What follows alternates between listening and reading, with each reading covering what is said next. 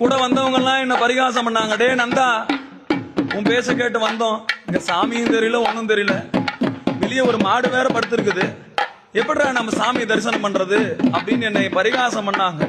நான் கை கூப்பி கண்மூடி, அப்பா உன்னை தேடி வந்த எனக்கு இதுதான் நிலைமையா? அப்படியே கண்ணீரோட நான் சாமி தரிசனம் பண்ணிட்டு இருக்கும் போது உள்ள இருந்து பெருமான் சொல்றாரு, நந்தியை பார்த்து, பிள்ளாய் சற்று தள்ளியிரு, என் மகன் வெளியே இருக்கிறான், நீ என்ன பண்ணு, ஓரம் தள்ளியிரு, பிள்ளாய் சற்று தள்ளியிருன்னு சொல்லி நந்திய பெருமானை சொல்லவும் அந்த பெரிய மாடு அப்படியே பக்கமா தள்ளி போச்சு. உள்ள பேரொளி பிழம்பாக அப்பன் தெரிகிறார். உள்ள அந்தணர்கள் தீபாராதனை பண்றாங்க. பேரொளி பிழம்பை நான் தரிசனம் பண்ணி, சிவலோக